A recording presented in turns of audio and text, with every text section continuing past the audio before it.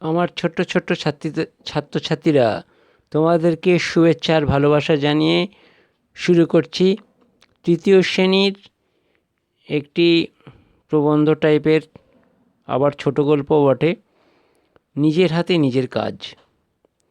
নিজের হাতে নিজের কাজ করা খুব ভালো, সেই সম্পর্কেই এই গল্প। নিজের হাতে নিজের কাজ, এটা একটি সত্য ঘটনা অবলম্বনে। তাহলে নিজের হাতে নিজের কাজ পড়া শুরু করছি। আমি পড়বো আর তোমাদের এই পাঠটা বুঝিয়েও দেব। চলো, নিজের হাতে নিজের কাজ। কারমাটা রেল স্টেশন, একটি ট্রেন এসে দাঁড়ালো। তাহলে কারমাটার রেল স্টেশন, যেখানে একটি ট্রেন এসে দাঁড়ালো। ট্রেন থেকে এক বাঙালি ডাক্তারবাবু নামলেন। হাতে একটি ব্যাগ। ব্যাগটি ছোট, কিন্তু মানুষটি যে সম্মানে বড়।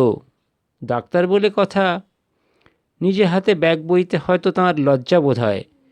তাই তিনি কুলি কুলি বলে চিৎকার শুরু করে দিলেন। তাহলে কারমাটা রেল স্টেশনে একটি ট্রেন এসে যখন থামলো, সেই ট্রেন থেকে নামলেন কে না, একটা বাঙালি ডাক্তারবাবু। তার হাতে কি ছিল? একটি ব্যাগ। ব্যাগটি ছোট, কিন্তু যেহেতু তার সম্মান বড়, ডাক্তার বলে কথা, তিনি নিজে হাতে ব্যাগ বইতে লজ্জা পাচ্ছিলেন, তাই কুলি কুলি বলে চিৎকার শুরু করে দিলেন। ঠিক আছে, এবার হচ্ছে এর পরের পাঠ। সঙ্গে সঙ্গে এক কুলি এসে হাজির। কুলি ডাক্তারবাবুর ব্যাগ মাথায় তুলে নিয়ে স্টেশনের বাইরে অপেক্ষারত পালকিতে তুলে দিল। তারপর সে চলে যেতে উদ্যত হলো। ডাক্তারবাবু উদার মনোভাবের মানুষ, তাই তিনি কুলিকে ডেকে তার হাতে পয়সা দিতে গেলেন পারিশ্রমিক হিসাবে। তাহলে সেই ডাক্তারবাবু কুলি কুলি বলে চিৎকার যখন করছিলেন, তখন এক ব্যক্তি এলেন এবং তার ব্যাগটা মাথায় তুলে নিলেন। তুলে নিয়ে নির্দিষ্ট স্থানে পালকিতে তুলে দিলেন। তুলে দেওয়ার পরে সেই ব্যক্তি চলে যাচ্ছিলেন। ডাক্তারবাবু আর যাই হোক, মনের দিক থেকে খুব ভালো, তিনি কি করলেন, কুলিটাকে ডেকে পারিশ্রমিক দিতে চাইলেন। কুলি বলল, পয়সা লাগবে না। কেন? আপনি ব্যাগটি নিয়ে বিপদে পড়েছিলেন, তাই একটু সাহায্য করলাম মাত্র। আমার নাম ঈশ্বরচন্দ্র শর্মা। তাহলে যখন সেই ডাক্তার ভদ্রলোক কুলিকে পয়সা দিতে যাচ্ছিলেন, তখন ভদ্রলোক বললেন, আমায় পয়সা দিতে হবে না, আমি সামান্য, আপনি বিপদে পড়েছিলেন, আপনাকে আমি তাই সাহায্য করেছি মাত্র। আমার নাম ঈশ্বরচন্দ্র শর্মা। নাম শুনে ডাক্তারবাবু চমকে উঠলেন। তিনি অত্যন্ত লজ্জিত হয়ে বললেন, আমাকে ক্ষমা করবেন, আপনাকে আমি চিনতে পারিনি।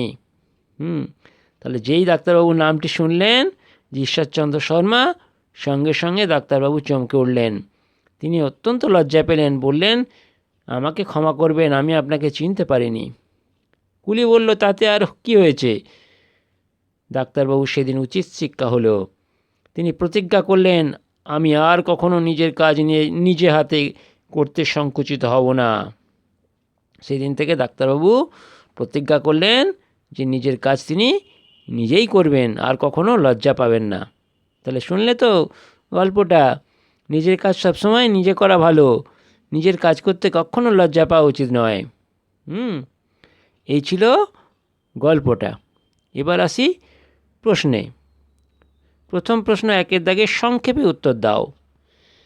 1 নম্বর প্রশ্ন, একজন ডাক্তারবাবু কিভাবে সমাজের সেবা করে থাকেন?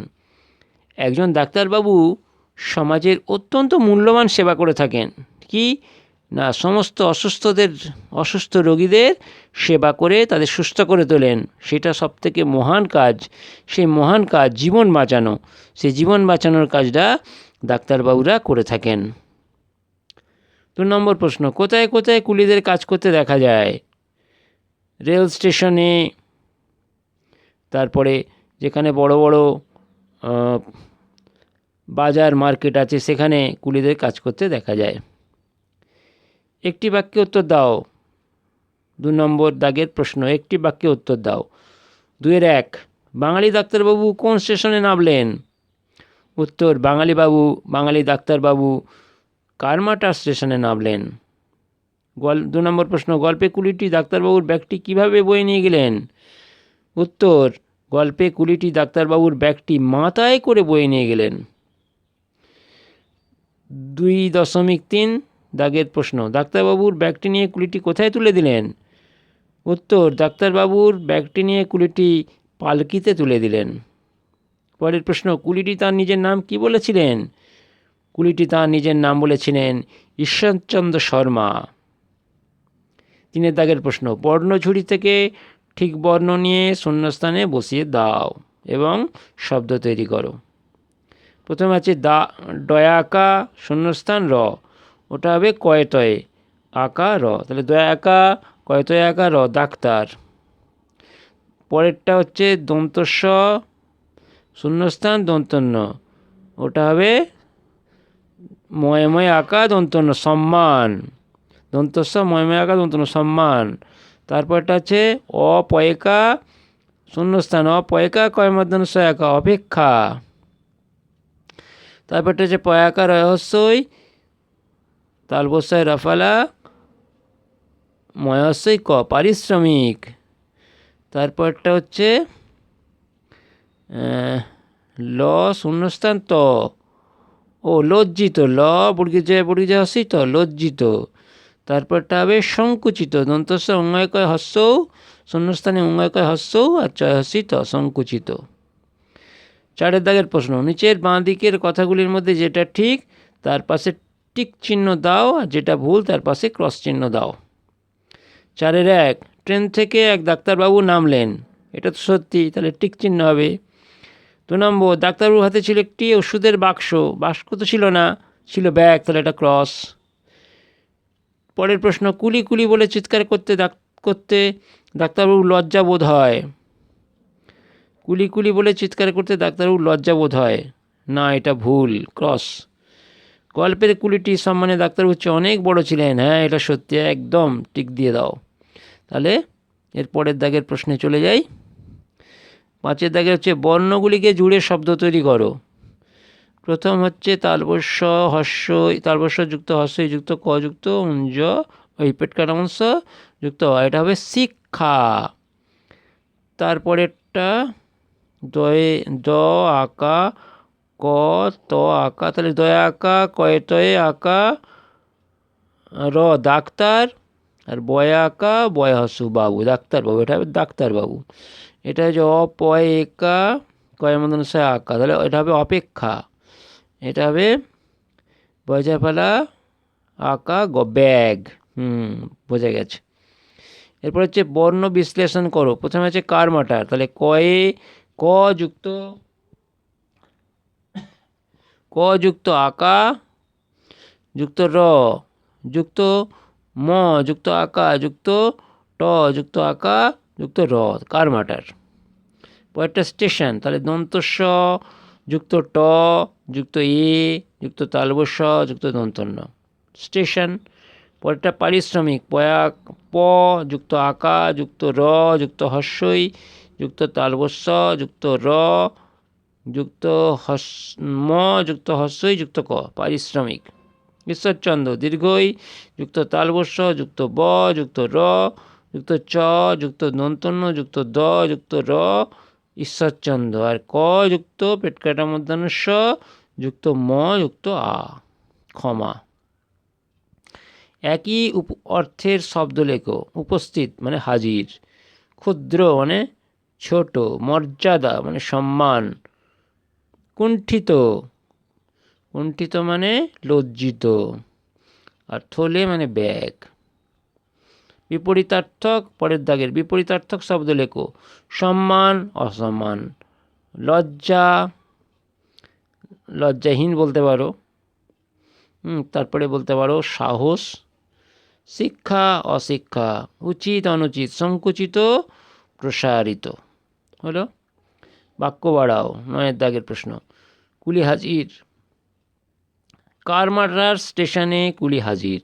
হলো, ডাক্তারবাবু চমকে উঠলেন। ডাক্তারবাবু ঈশ্বরচন্দ্র শর্মা নাম শুনে চমকে উঠলেন। তিনি প্রতিজ্ঞা করলেন কখনো আর নিজের কাজ নিজের করতে ভয় পাবেন না, লজ্জা পাবেন না। ট্রেন এসে দাঁড়ালো কারমাটার স্টেশনে। এবার হচ্ছে 10-এর দাগ। গল্পের ঘটনাক্রম সাজিয়ে লেখো। 1, ডাক্তারবাবু তার ব্যাগ বইতে লজ্জা পাচ্ছিলেন। ডাক্তারবাবু সেদিন উচিত শিক্ষা হলো, না এটা হবে না। প্রথমে কুলি বললো পয়সা লাগবে না, এটাও নয়। ডাক্তারবাবু ডাকে কুলি এসে হাজির হলো, না এটাও নয়। একটি ট্রেন এসে দাঁড়ালো, এটি হবে প্রথম।